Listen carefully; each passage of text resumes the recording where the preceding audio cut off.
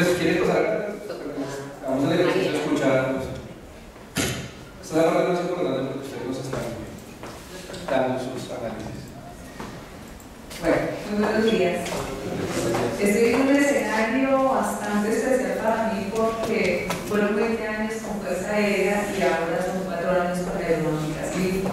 Entonces es encontrarme con mi casa de siempre y con la casa actual, en la cual comparto bastantes experiencias. Bien, parto de una postura de Aeronáutica Civil en el año 2017 y que se concretiza en el año 2018 relacionada con la construcción del Plan Estratégico Aeronáutico 2030. Para nosotros llegar en ese momento a decir vamos a movilizar 100 millones de pasajeros y duplicar el transporte de carga en una visión de un modelo matemático inicial, pero que implicaba revisar muchos que al principio llamábamos líneas de acción, después lo llamamos ejes temáticos, porque nos dedicamos a estudiar 6 ejes de trabajo para, desde la postura de autoridad, comenzar a desarrollar o a proponer lo que es el crecimiento de la aviación civil en Colombia. Ustedes lo recuerdan, aquellas personas que han ido a México, pues la Aeronáutica Civil tomó la decisión de decir, vamos a generar una nota de estudio al estilo de cómo nos trabaja la OAS, que son notas reflexivas, pequeñas, cortas investigaciones que se hacen y se hacen en postura, pues para que muchas veces se estudie también en la asamblea. Ese ejercicio nos llevó a trabajar lo que fue infraestructura aeroportuaria y desarrollo sostenible, a trabajar también en la línea de industria aeronáutica de cadena de suministro, institucionalidad, competencias institucionales lo llamamos en un inicio, y dentro de esas, que no se me escapen las otras, lógicamente la línea de trabajo mucho de aeronáutica civil y seguridad operacional y la parte de estudiar la aviación civil. Y la nota que me conlleva este espacio de acá, en el cual pues trabajé, que es la nota de desarrollo de talento humano para el sector aeronáutico. Para nosotros, no era una mirada solamente de la aeronáutica civil, sino era una mirada que teníamos que dar a todo lo que implica el sector aeronáutico. Pero lo primero que tenemos que hacer es, ¿y quién está en el sector aeronáutico? ¿Cuál es esa red que confluye para decir que estamos en el sector aeronáutico? Partimos de un ejercicio que hizo el Ministerio de Educación Nacional de Reconocimiento como una red en el cual encontrábamos muchas líneas. Encontramos industria, encontramos servicios de la navegación aérea, encontrábamos la línea completa de lo que era servicios de mantenimiento, en fin, una red total. Y esas personas eran otras que nosotros tenemos que empezar a mirar cómo estaban aquí, ¿verdad? Cómo estaban realmente dentro del sector. Y en ese inicio de esa nota de estudio, para nosotros había un eje que siempre se llamaba desde todas las otras notas de estudio, y es, todos nos decían, la escuela está, o la academia, está desarticulada desde todo el aeronáutico. La escuela está desarrollando currículos no pertinentes que nos sirven al sector aeronáutico. En ese entorno, nosotros empezamos a revisar y nos fuimos exactamente a eso. Articulación de los actores que tienen que ver con el desarrollo del sector aeronáutico. Esa fue nuestra línea de trabajo. Y bien, ya empezamos a ver fenómenos dentro de esa nota de estudios. Ustedes no revisaron y eran cuáles son nuestros referentes también internacionales, porque ustedes entenderán que aeronáutica civil se mueve en el entorno que se mueve la OASI, adoptando, reformando hasta donde puede, pero en esa línea de trabajo clara de OASI. Y nace algo que nos llamaba la atención y que lo planteaba la doctora Nora, el programa de GAP, la nueva generación de profesionales para la aviación civil. Esa nota nos movilizó muchísimas cosas, una variable grande, porque implicaba un fenómeno que no sé si ustedes lo conocen, que es que nosotros, en este momento en el sector aeronáutico, necesitamos un relevo generacional. ¿Qué pasa en este momento, según los análisis de la OASI? Que estamos en déficit para el ritmo de crecimiento que está teniendo el sector, estamos en déficit de tener talento humano calificado Y peor aún, que no están existiendo los mecanismos suficientes de transferencia de conocimiento. Por eso, cuando nosotros realizamos esto, planteamos un objetivo al principio latente que quedó como objetivo de esta ley, y fue empezar a pensar en fortalecer la gestión del conocimiento. ¿Para qué? Para desarrollar el talento humano integral y sostenible. ¿Por qué incluimos esas dos palabras en ese objetivo estratégico? Porque veíamos que precisamente parte de la migración del talento humano del sector está dado por la falta de oportunidades acá. ¿Y qué dice ENGAP? ENGAP dice: los estados deben establecer las estrategias para manejar 3 verbos, que son atraer, educar y retener. Porque lastimosamente para nosotros en el sector, los profesionales, los mejores profesionales no quieren trabajar en mucho del sector y están migrando con mucha facilidad.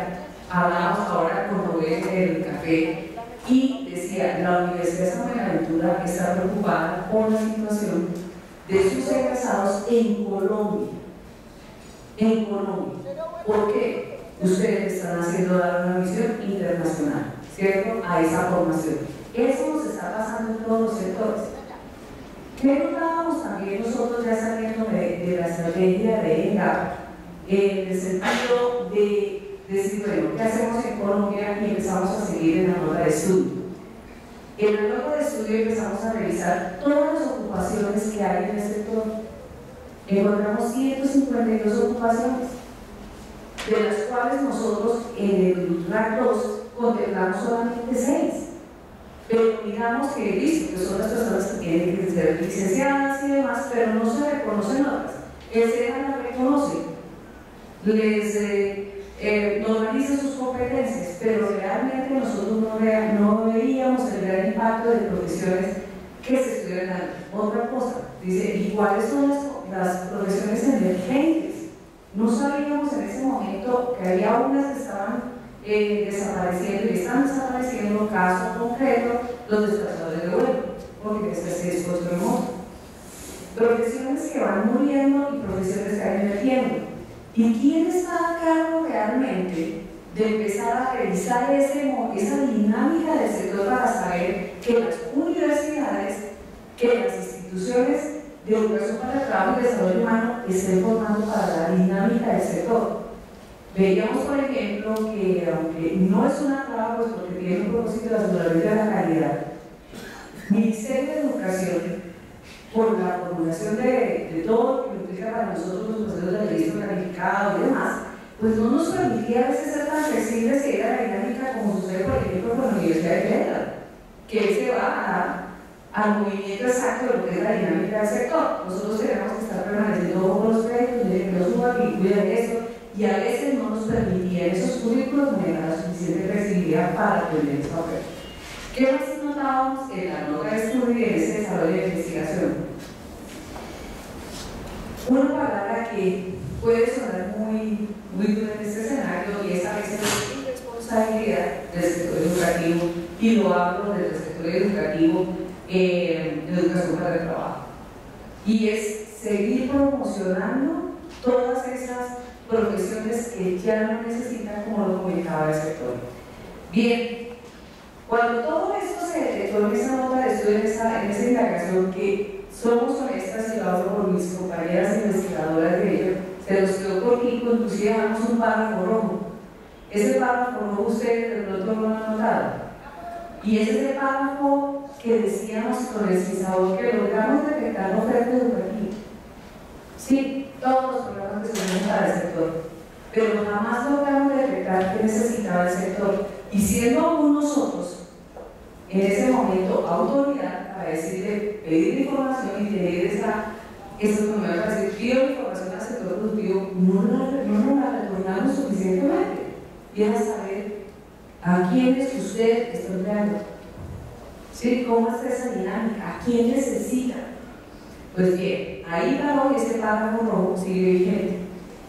A raíz de eso, pues hay una experiencia a nivel del mundo en este momento que tiene que ver con el objetivo estratégico nuestro, pero se despliega como objetivo específico del plan estratégico aeronáutico.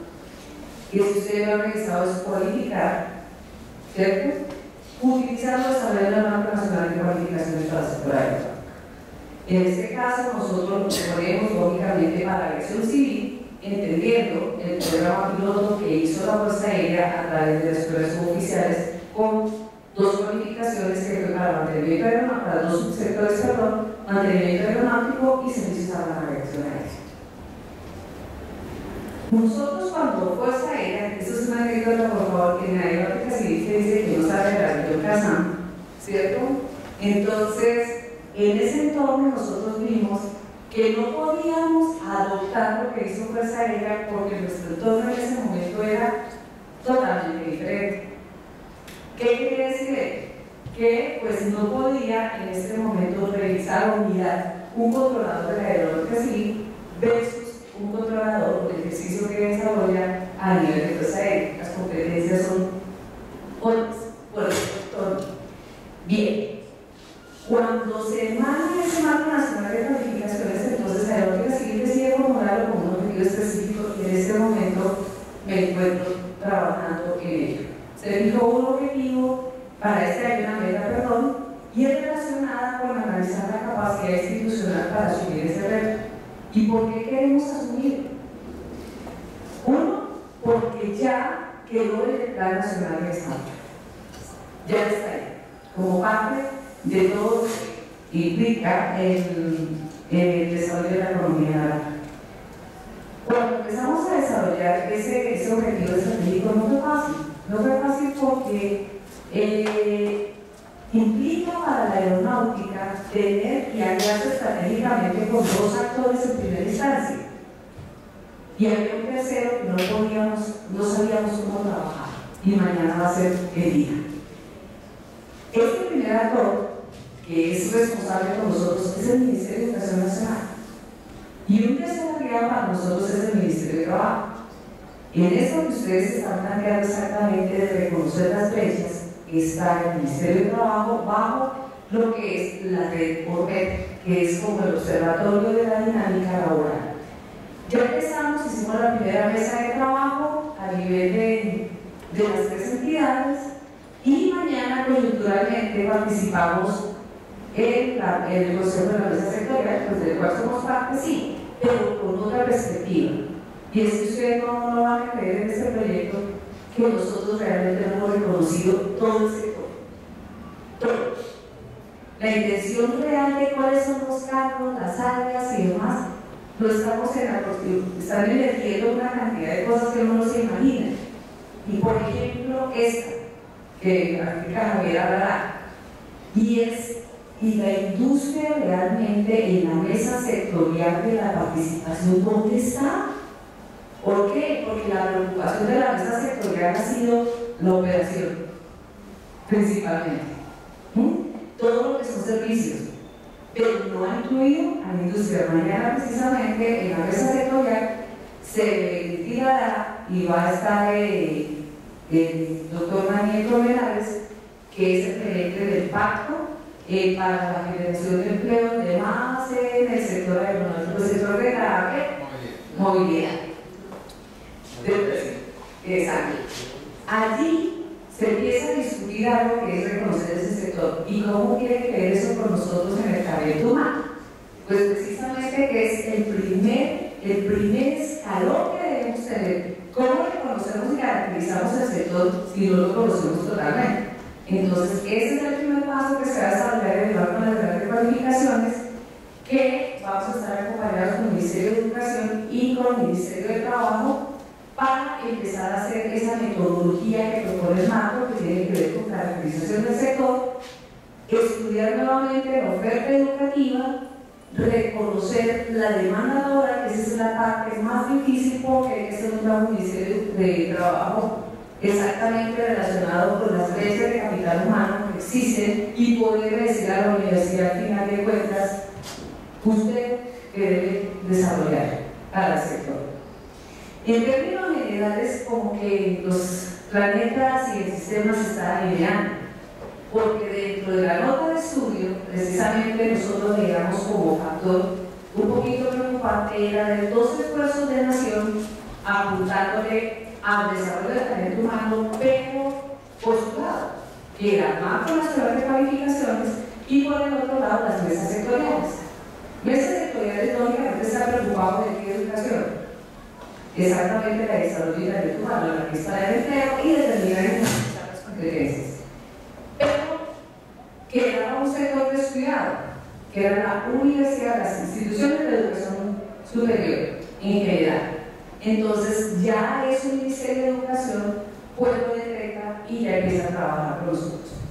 Los actos se han concluido, como dicen, para el día de mañana. Empezamos la primera reunión, esperamos que esto sea parte de un engranaje y demás. Muchos de ustedes, esto es un paréntesis, ya la nota, y no es una cuña, pues al fin y al cabo represento en este momento a la aeronáutica, y es la aeronáutica civil entró en un proceso de acompañamiento, reflexión y de reconocimiento de muchas de las cosas que para usted, industria, generaban problemas, procesos de certificación, ¿sí? Porque es más fácil certificar a veces afuera que acá. ¿Por qué ustedes, las asociaciones, han tenido problemas con las regulaciones? Y hay que comprender algo de la aeronáutica civil, y es que nosotros no podemos salir de tendencia no, de acatamiento y adaptación y adopción de lo que implica toda la parte de documentación, anexos, enmiendas y demás de la base. Una de las cosas que mañana va a suceder coyunturalmente es hay una petición, un hito, exactamente es un hito del pacto, y es saber por qué los centros de distribución aeronáutica, que dependen de la aeronáutica civil como tal, autoridad, no enfocan la educación por competencias, ¿no? Muchos de ellos. ¿Por qué? Reconociendo la investigación crítica se está haciendo bastante fuerte, y es la necesidad en la educación aeronáutica de trabajar el modelo dual. ¿Por qué la aeronáutica civil y los centros de distribución no pueden implementar ello? Porque ya se hizo una consulta. Entonces, ¿qué pasa entre la autoridad y la educación en este momento para fortalecer las competencias y desarrollo del sector aeronáutico? Fíjense que es una cantidad de variables que surgen en este momento para el sector que uno no se las imagina. Y a veces está uno como en el lado de la autoridad diciéndole, es que no lo puedo hacer. Tú tienes la buena intención, pero, por ejemplo, en este caso, ese hito conlleva a que sean, dicho así, si tú vas a tomar tal curso, eso es un ejemplo de salido de todo, este curso tiene una duración de 40 horas. Los temas son tales. Tienes que moverte sobre esa temática, pero resulta que esa institución quiere trabajar en lo que propone SENA, y le dice la aeronáutica civil, no puedo aceptarlo. Entonces ahí hay unas cosas que hay que romper o buscar las estrategias para, digamos, que lograr ese trabajo en lo que nosotros ahora ya no llamamos tanto crear, sino realmente lo que es la conformación del ecosistema aeronáutico. Muchas gracias por contar, pero ya el tiempo se me acabó. Gracias.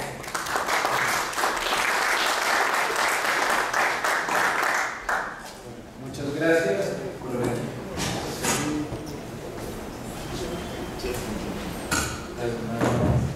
Buenos días a todos. Buenos días. Les habla el técnico de la empresa deportiva Gustavo Soler, pues para algunos jóvenes especiales que no me conocen. Pues básicamente quiero hacer una interpretación muy cortica. Como antecedente, pues aquí ya hay muchos amigos que me conocen.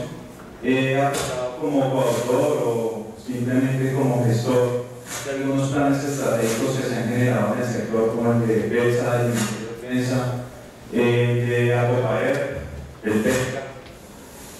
También unos documentos que se han generado en la ANDI, en el Ministerio de Industria, etc. Ahorita en este momento hay un grupo de académicos la mayoría de autores, yo soy el que menos estudios tengo allí, integrados con los Andes, la Universidad Nacional, la Santo Tomás, la Cerro de Corea, que están impulsando también, como lo dijo Diego de CAESCOL, el deseo de crear una federación. ¿Y por qué empiezo allí? Porque ya no es tiempo de empezarnos a fijar y de ver hacia el pasado como retrovisor los errores que hemos cometido en el sector. Yo pienso y mi gran conclusión es que ya tenemos un terreno abonado en todas las áreas. De hecho, el pregobierno estuve ayudando también para que vicepresidencia volviera a retomar el tema espacial, para que presidencia en competitividad volviera a tomar el tema aeronáutico como parte de la generación de industria del país. Esto es un concurso de todos, un trabajo en equipo, es una sola persona. Hay varias líneas de acción, aquí estamos hablando de la académica, también está la línea industrial. Pero pienso que ya hay puertas abiertas, ya hay un terreno abonado, y que cada uno de nosotros tenemos que enfocarnos en qué línea de acción queremos actuar y queremos impulsar. En gobierno Duque le ha dado prioridad a esto gracias al trabajo de todos nosotros de presionar y presionar a través de muchos años para que el gobierno generara unas políticas. Pero cuando digo pasemos a la acción, es que ya es hora de tener decretos ley que le permitan al sector tomar un impulso.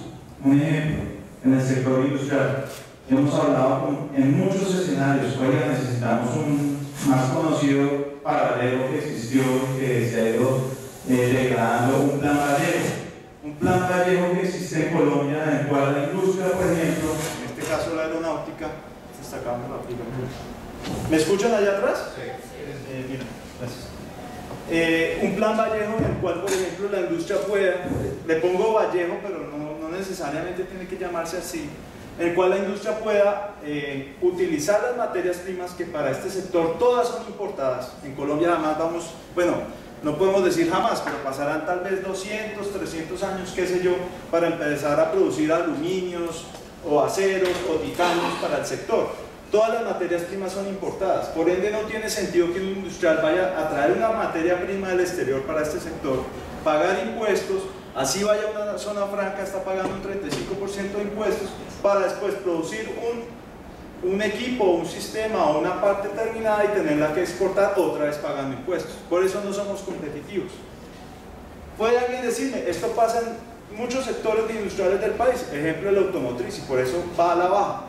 Sí, tal vez, pero lo que necesitamos es llamar la atención del gobierno y generar políticas para que en la línea de educación, como ya lo explicó aquí muy bien, me recuerda su nombre, Mariela, de Aerocivil, también en la línea industrial necesitamos una política para que la industria pueda despegar. Entonces pienso que ya es hora de empezar a través de estos escenarios a generar documentos que apoyen a futuro esos decretos ley que de hecho el gobierno ya está dispuesto a generar. Entonces mi motivación es esa, que miremos de que realmente ya tenemos las puertas abiertas. Necesitamos es empezar a presionar en los diferentes ministerios. Industria y comercio hay una fuerte presión, en transporte hay una fuerte presión, y que esos ministerios y esos líderes que hay allí como Daniel, que nos ha apoyado mucho en el sector, eso hay que abonárselo, pues realmente le demos las herramientas para que ellos puedan actuar. Concluyo simplemente con decirte que no importa la iniciativa que se genere, ya hay una comunicación, una delgada línea, pero ya una comunicación entre esos líderes y esos actores. Entonces donde lleguemos ya hay un terreno abonado para que nosotros empecemos a impulsar. Y cierro con la parte académica. Sí ha habido un divorcio entre las universidades y la necesidad del sector, eso no es un secreto, es un secreto a voces. Y es hora que dentro de esas universidades, y empecemos con la casa, con la EPFAC, esta fue mi casa también, para mirar a ver si las maestrías que tenemos, inclusive desde la escuela Marco Fidel Suárez, para observar si los pregrados que tenemos realmente le están respondiendo a esas nuevas necesidades de la industria. Desde allí hay que empezar, porque no tiene sentido que un ingeniero se gradúe, por ejemplo, en la bueno, en cualquiera, un ejemplo, la San Buenaventura, y llegue a Aerocivil a tener que volver a empezar de cero y a generar una serie de cursos y a generar una serie de capacitaciones, como si lo que hubiera visto allá de pronto hubiera sido solo unas bases de un curso técnico. Entonces, esas llamadas de atención debemos hacernoslas internamente y empezar a generar toda una capacidad académica que le apunte realmente al sector. Que cuando ese ingeniero se gradúe o ese tecnólogo se gradúe, pues simplemente la empresa que llegue, como cualquier otra profesión, es darle una inducción en comportamiento humano, en competencias humanas y pase a trabajar. Entonces allí, y tú lo dijiste muy bien, ¿por qué ese divorcio? Porque no nos habíamos puesto a sentar a analizar realmente cómo está evolucionado el sector, y no es evolucionado en Colombia.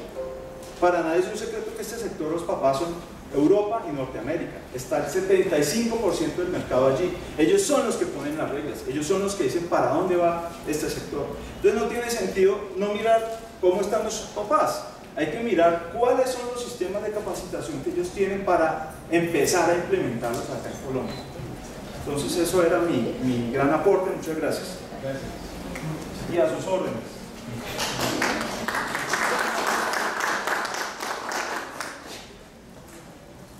Muy buenos días para todos. Yo creo que muchos de ustedes me conocen. Fui profesor aquí muchos años también, muchas horas. Y ahora me desempeño como director de proyección de capacidades en el Ministerio de Defensa Nacional desde hace 7 años y estoy en el plan de transformación del sector, específicamente en el modelo de planeación. Básicamente vamos a pasar de listas de mercado, de pedir cosas porque quiero, a desarrollar capacidades en la organización. Entonces esa es la tarea que hago ahora. Lo que les voy a decir, yo creo que son principios básicos cuando uno quiere meterse en un negocio. No les voy a decir nada innovador, nada novedoso, ya hubiera escrito el libro y estaría rico, pero sí hay como elementos que me llaman la atención. Primero, el seminario está desarrollado con el título de Lineamientos de Políticas Públicas para el Sector Aeronáutico Colombiano. Entonces cuando empezamos a hablar de un sector es gigante, y yo creo que empezando por el título de la conferencia, por eso hemos hablado aquí de todo. Hemos hablado de educación, de regulación, de factores humanos, etc. Entonces yo creo que si ustedes tendrían que empezar por definir qué entienden por sector aeronáutico colombiano, o por lo menos a qué partes del sector, una vez lo tengan caracterizado, quieren dirigir su trabajo de las políticas. Porque si no, cada vez que nos reunamos vamos a hablar de todo y no vamos a tener ninguna conclusión respecto a ningún tema. El sector aeronáutico es un sector tal vez el más altamente regulado en las industrias del mundo y el más altamente competido. Aquí hay certificaciones para el material y el equipo desde su fabricación. Para la gente que trabaja en esa industria también deben tener certificaciones especiales, y eso significa que la educación de la gente también, digamos, debe estar de acuerdo ya ni siquiera a lo que queremos que va, sino a estándares mundiales, etc. Entonces, por esas características del sector, es un tema que no solamente va a integrar a la industria, a la academia, al gobierno, sino a muchos más actores. Y de manera específica, hablando del gobierno, pues no se trata solamente de la Comisión Segunda de Buena Iniciativa, ya tenemos un ente rector que es la aeronáutica civil. Ustedes tienen que ser socios de la aeronáutica, porque no va a haber ningún desarrollo que vaya sin ellos. Segundo, tenemos todavía una confusión entre el entorno en el cual quiero desarrollar estas políticas para poder desarrollar pues la educación y ayudar a la industria nacional. Sin embargo, ponemos un entorno de seguridad y defensa que más parece un poco un tema para una operación militar. Aquí hay que hacer unos estudios de mercado de cómo va la industria de la aviación en el mundo, en las áreas específicas que ustedes quieran definir. ¿Cómo va la educación para la industria aeronáutica en el mundo? ¿Cómo va el transporte aéreo en el mundo? Son ese tipo de temas los que nos pueden dar luces de verdad, donde como país, conociéndonos un poco ya más que hace algunos años atrás, gracias a los estudios que hemos hecho y de qué capacidades de industria tenemos, qué podríamos desarrollar, etc., donde de verdad podemos agregar valor. O sea, no basta la buena voluntad de un grupo de industrias que se quieren agrupar, etcétera, y organizarse para producir, sino deben producir en lo que podemos agregar valor. Esto es una industria sumamente competida. Entonces, no sé, cada uno de los actores tiene sus propios intereses. Por ejemplo, la industria quiere tener una participación en el presupuesto del Ministerio de Defensa para asegurar su supervivencia, estoy seguro. Y a su vez también demanda unas necesidades de formación. La academia, ustedes de pronto están preocupados en dinamizar en general la industria aeronáutica, pero tienen que definir si va a ser la industria propia, la CIA, o si va a ser la industria general del país, o si están interesados en el tema aeronáutico solamente como aviación de Estado, o si están interesados como en general aviación en grande o industria aeronáutica en grande. En ese orden de ideas aquí faltarían sentados todos los operadores aeronáuticos y todos los talleres aeronáuticos, etc. El gobierno, por supuesto, digamos que es el actor casi que más impermeable a todo. Es difícil llegarle, hay que llegarle con propuestas claras. Entonces llegarle con un marco tan amplio y toda una definición tan grande va a ser muy difícil para poder lograr algunas políticas. Entonces, un poco lo que les digo es que definan bien, o sea, pongan más pequeño el alcance de qué políticas van a hacer en función de, y ya hablo aquí puesto en los zapatos del director de Lima, en función de la academia, de verdad, en donde yo tengo conocimiento puedo desarrollar más después de todo ese diagnóstico grande de la industria para que me dedique a una sola línea de política. No vamos a poder hacerle política a los fabricantes, a la educación, a la regulación misma de las actividades aeronáuticas, etc. Entonces cerrar el entorno a partir de un estudio de la industria, si eso es lo que les interesa, global, mundial, para dónde va este negocio y de verdad ustedes como academia no se pueden agregar valor. O si ustedes quieren trabajarle a la Fuerza Aérea, el alcance de Fuerza Aérea, entonces al entorno de la aviación de Estado como autoridad aeronáutica que es la Fuerza Aérea. Entonces esa es un poco como mi percepción. Esto está muy grande todavía, hay que cerrarlo, hay que mirar mejor, hay que ver para dónde va el mundo de la industria en general, si ese es el alcance que quieren tener, y de verdad no se van a poder agregar valor, porque si no pasa un poco. Y yo estaba en Fuerza Aérea cuando arrancamos de un offset con los tucanos, allá mi coronel también estaba. Quisimos abarcar todo con ese estudio de épicos y al final fue un tema que yo creo que se nos salió de las manos, porque era tan grande que al final no llegamos a ninguna conclusión. Muchas gracias por la oportunidad entonces de poder escucharlos y entender qué quieren. Gracias.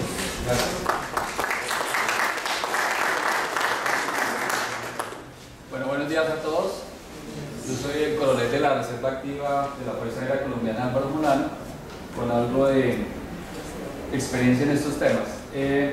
Cuando uno mira el título del workshop, Lineamientos para la formulación de políticas públicas del sector aeronáutico, entonces, y frente a lo que nos presentó el profesor Moncada, uno dice, bueno, haría falta una política que tenga que ver con la certificación de productos aeronáuticos por parte de la autoridad civil. Estamos hablando de eso desde hace más de 10 años y no hemos logrado que la aeronáutica efectivamente entre a desarrollar esa parte, ¿sí? Por las razones que sean. Parece ser que ya se están dando los pasos para que finalmente ese obstáculo se supere, para que eso sea un impulsor, un dinamizador de esta industria.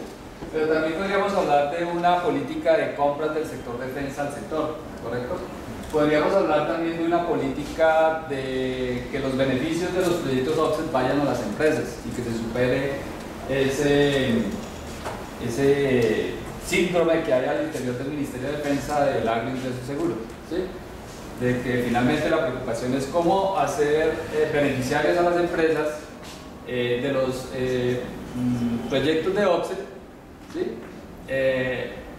Y para eso tenga que implementarse algo así como una licitación para que después no diga que se está favoreciendo a tal o cual empresa en forma directa. Ese es el síndrome del agroingreso seguro, que venga después del cuestionamiento de por qué a tal empresa se le dio tal posibilidad de ser beneficiaria de esos proyectos. Podríamos hablar de una política de incentivos, ¿cierto? Fiscales, aduaneros, bueno, que motiven o que impulsen el desarrollo del sector.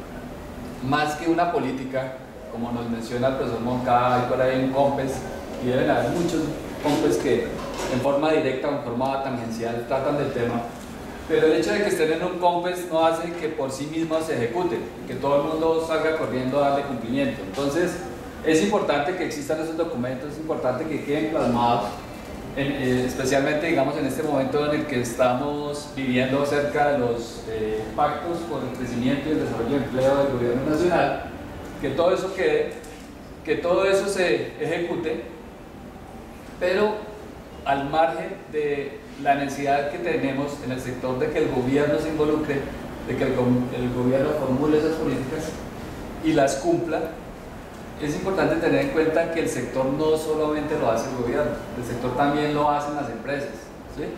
Y el gobierno no se va a mover si las empresas no le demandan, no le exigen, no le muestran que están listos, ¿sí?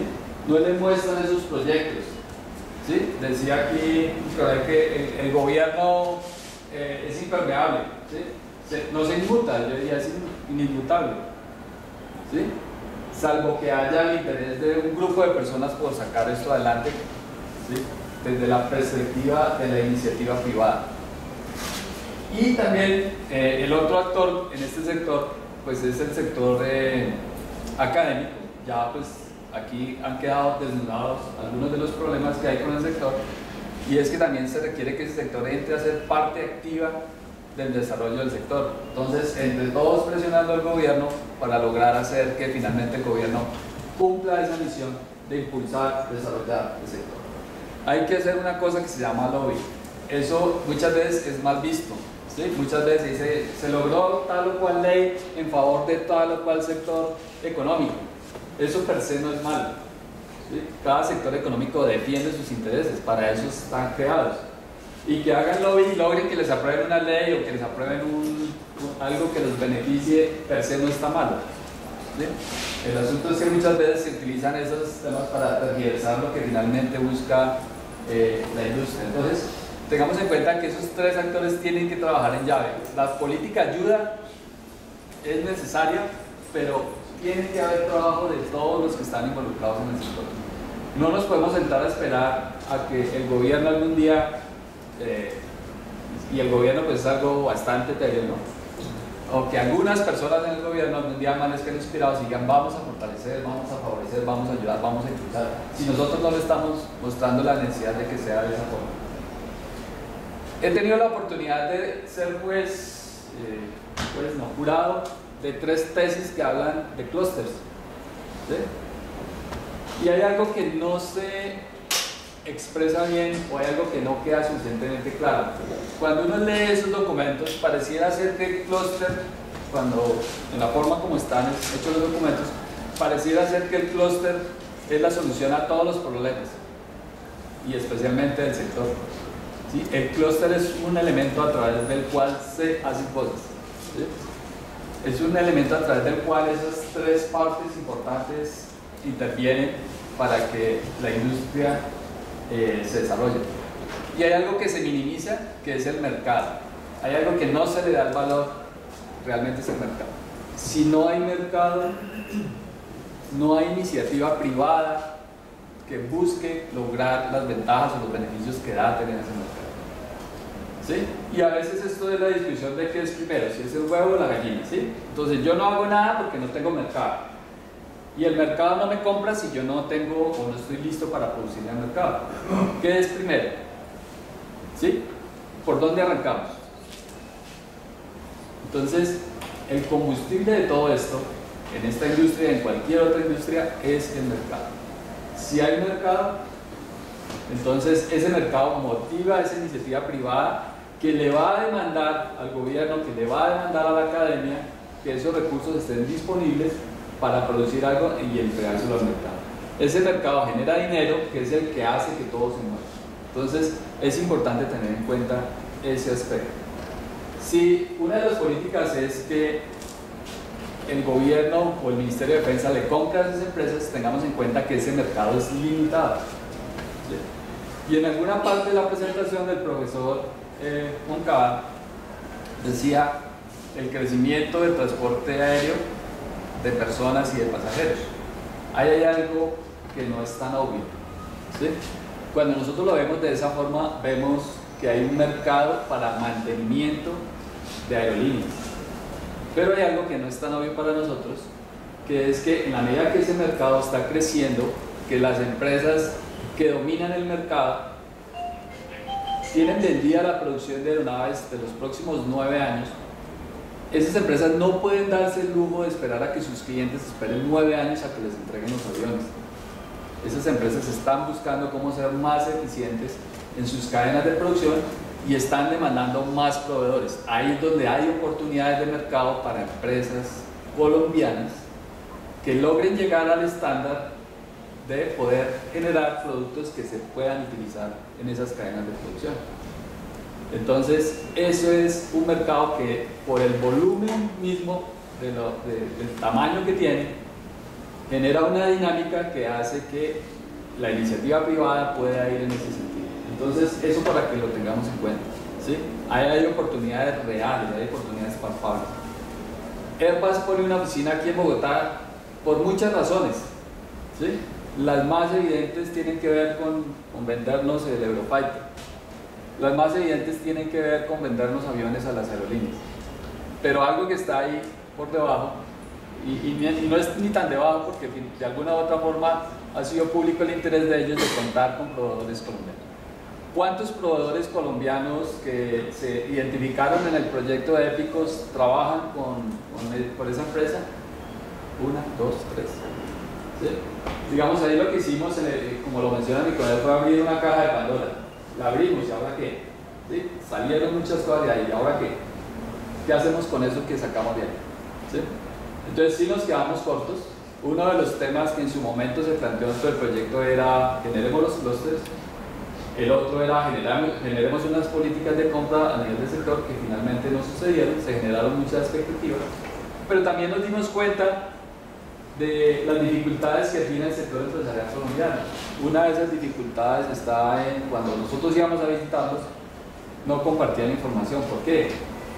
Porque ¿será que esta información le llega a mi competidor?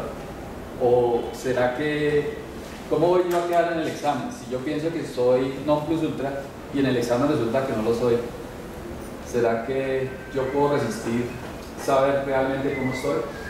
Y cuando me proponen trabajar con otro, es que ese otro de pronto quiere que yo le dé lo mío para después quitarme el mercado que me ha costado conseguir. Y muchas otras cosas más quedaron en evidencia a lo largo de ese proyecto. Entonces, yo también quiero por último llamar la atención acerca de los temas de formación, los temas de generación de masa crítica. No están solamente en que tengamos ingenieros aeronáuticos, aeroespaciales o ingenieros que puedan trabajar en el sector, sino está también en cómo fortalecer esa cultura empresarial, esa cultura de administración que está alrededor de las empresas. Normalmente los que trabajamos en el sector nos enfocamos en los temas técnicos, ¿sí? Y al final es uno de los temas que, siendo fundamentales, es uno de los temas que menos problemas tienen, porque a la hora de la verdad los ingenieros saben qué es lo que tienen que hacer, ¿sí? De pronto no tienen el nivel de conocimiento específico para hacer algo, pero podemos traer a alguien que se lo dé o los podemos mandar a algún lado. Los problemas están en el pensamiento empresarial, los problemas están en los temas de apoyo que están alrededor de esta industria para que funcione. Entonces, no es solamente tener ingenieros y técnicos, sino también tener administradores y tener las personas en esas actividades de apoyo con el nivel que se requiere para que logremos superar esa cultura y lograr llegar a una cultura de mayor estándar, que es lo que demanda la industria. Esos son mis comentarios generales. Por supuesto que aquí hay mucha más tela de donde cortar y pues estamos dispuestos a participar en las discusiones y en los aportes para que haya lugar. Muchas gracias.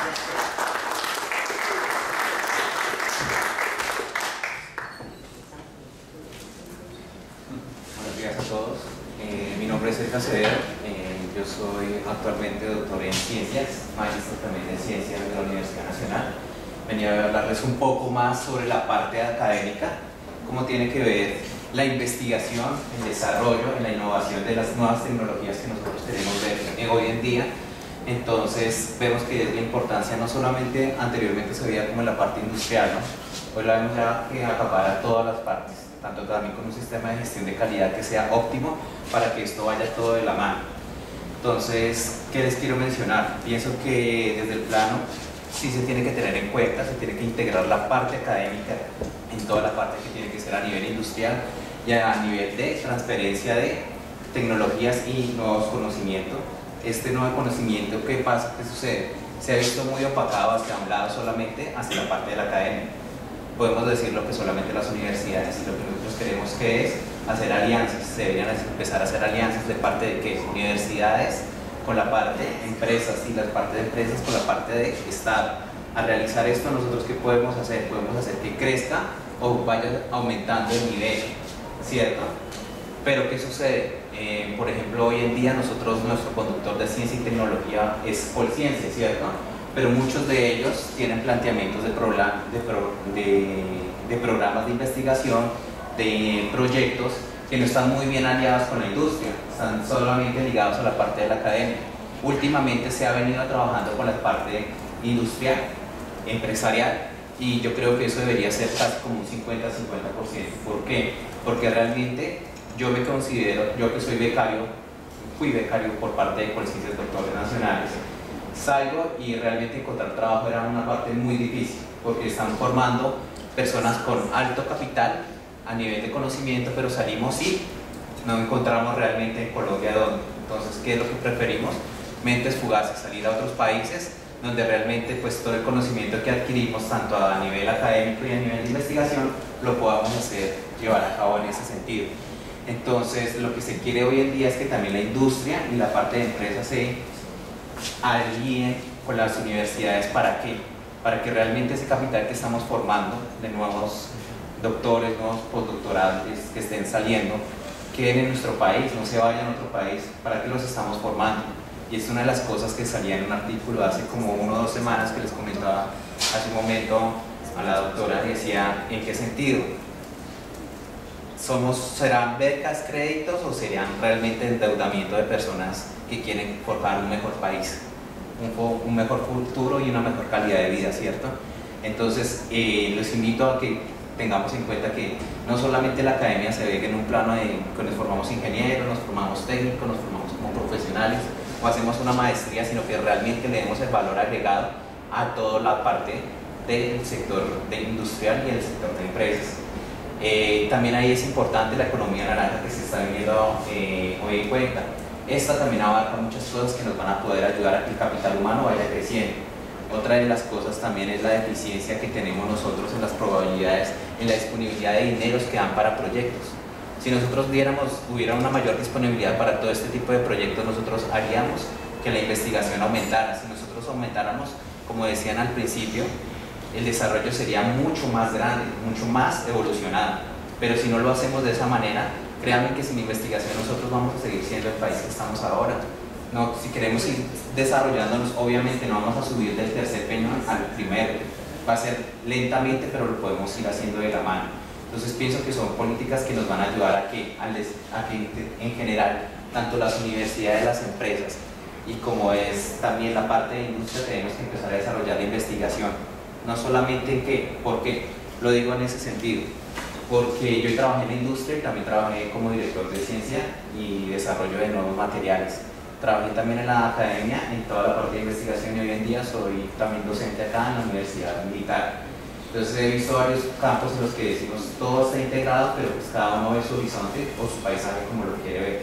Y como auditor interno y externo en calidad también lo puedo decir, el paisaje es diferente desde otro punto de vista de cada uno. Y mi aporte acá, lo único que les diría a ustedes es que la docencia, la parte de la academia y la investigación, con toda la parte de redes a nivel de industria y a nivel de empresas, tienen que ir de la mano. Si vamos a hacer eso, podríamos ayudar a todo ese capital de muchos doctores que estamos saliendo y estamos literalmente buscando nuevas expectativas en otros países cuando los tenemos que buscar es acá mismo. Eso también es como en general lo que yo podría decir, y muchas gracias.